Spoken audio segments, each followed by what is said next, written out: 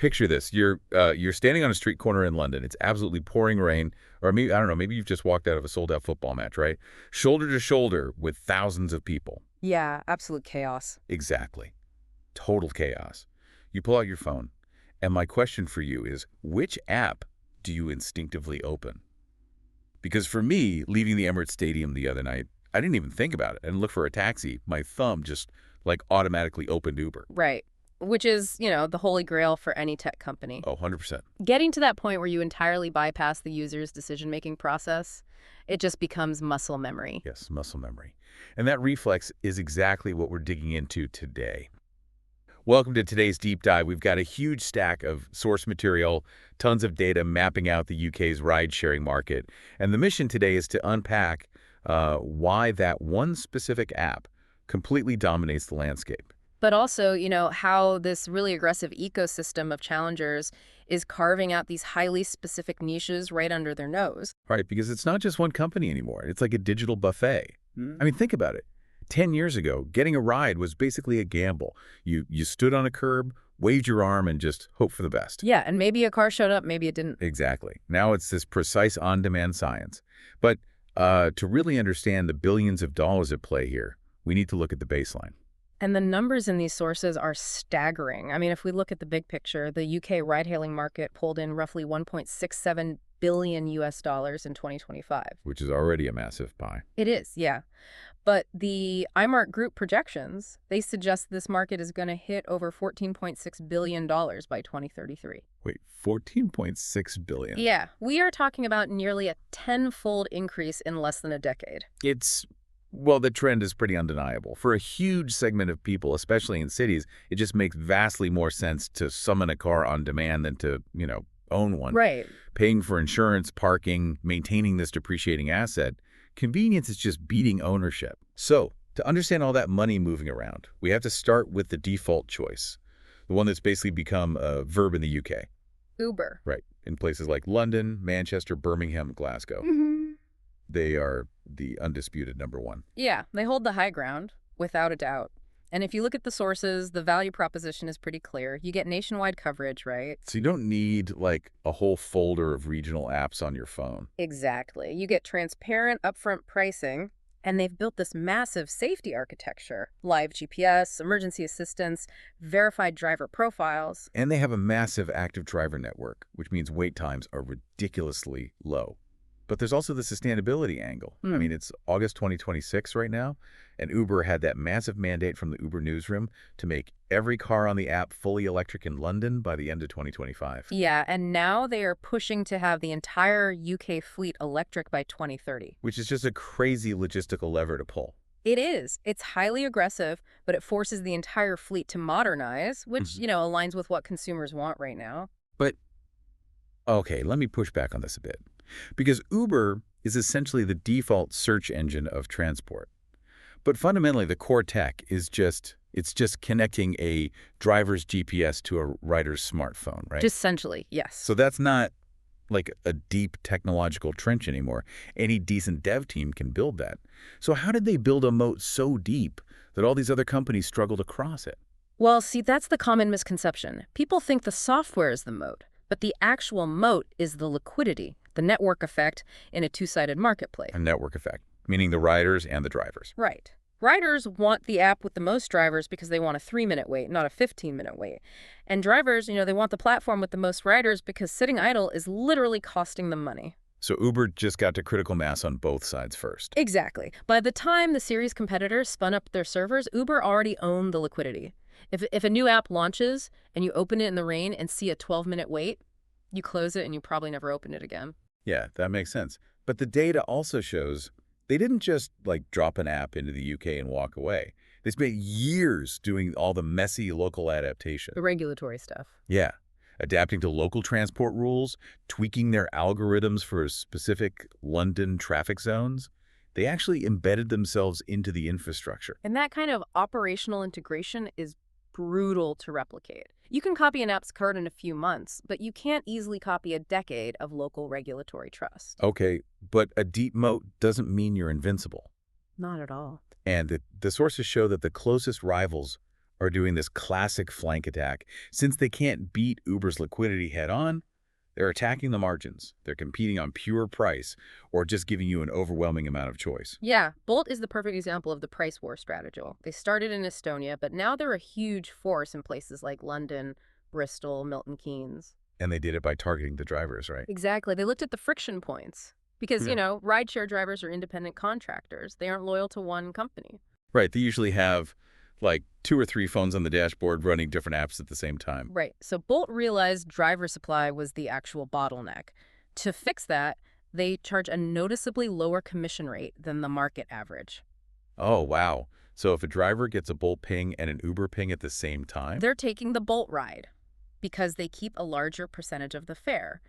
Bolt is basically buying driver loyalty by sacrificing their own corporate take rate. And for the rider, it answers that question everyone always asks. Is Bolt actually cheaper?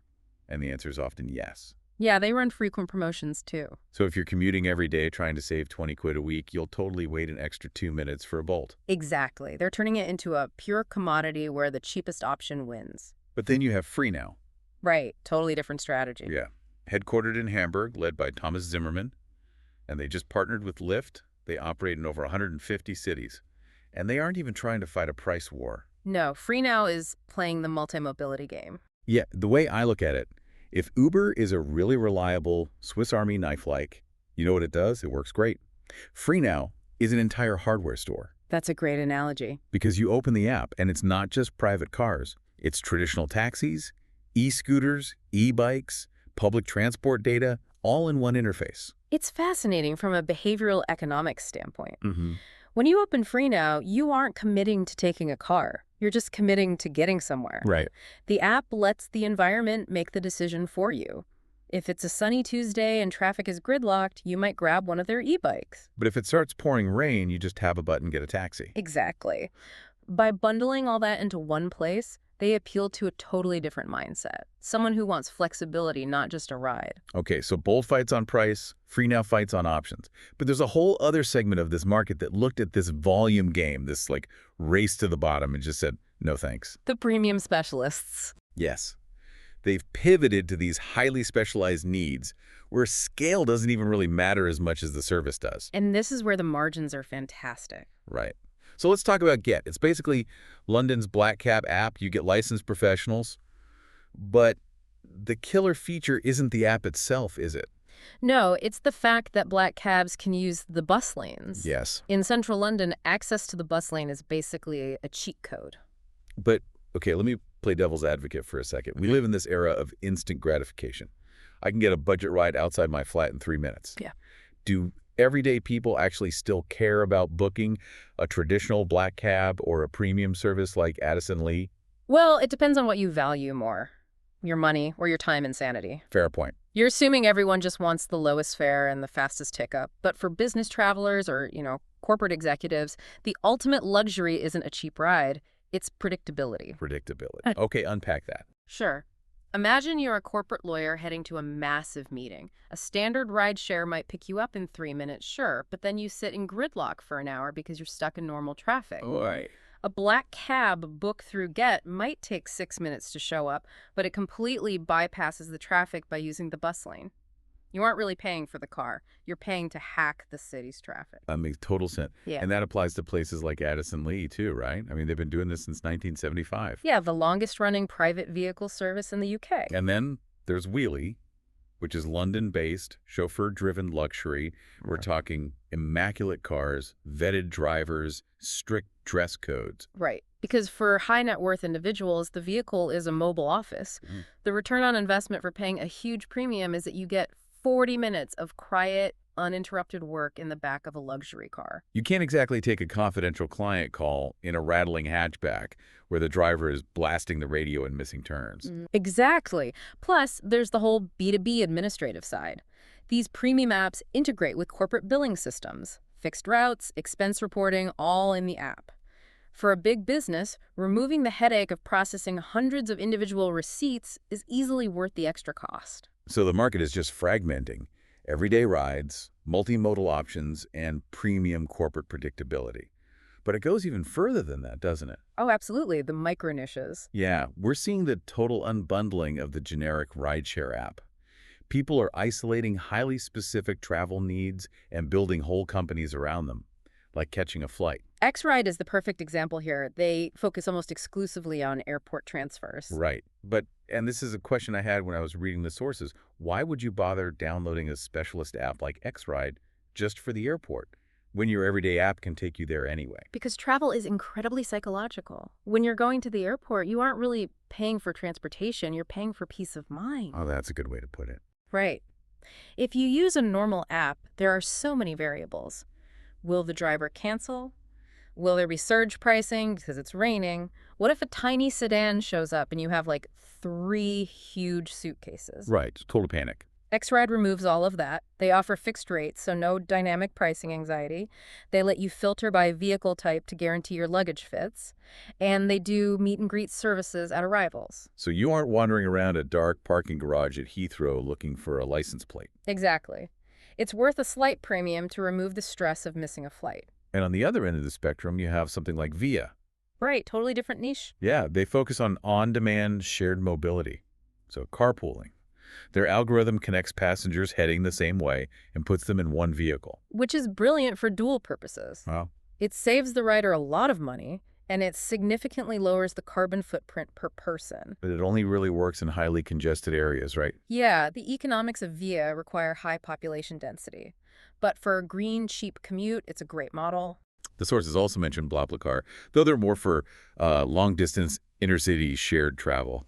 Not as huge in the UK as the urban apps yet, but they're there. And taxiapp, which just connects you nationwide specifically to licensed private hires and traditional taxis. So basically what all these micro niches prove is that you don't actually need to beat Uber to make a ton of money. No, you just have to solve one specific problem better than they do. Which naturally brings up this huge question.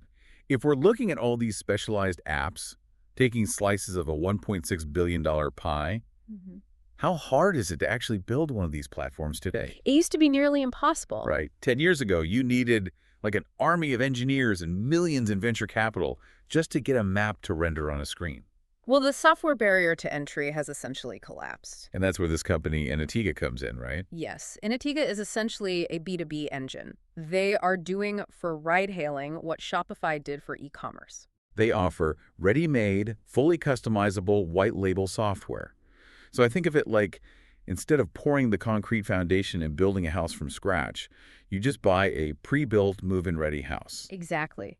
They have already built the GPS routing, the payment gateways, the matching algorithms, the dispatch dashboards. It is all there out of the box. So an entrepreneur in, say, a smaller town outside of Birmingham doesn't need to write a single line of code. Not one.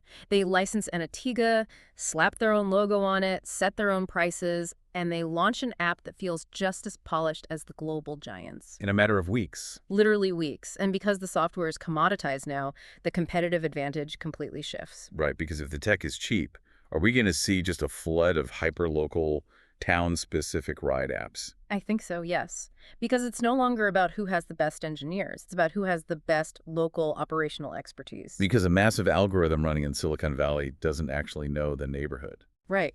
It doesn't know that traffic is always a nightmare near the secondary school at 3:15 p.m., or that there's a surge in demand outside a specific cluster of pubs on Friday night. But a local operator would know that.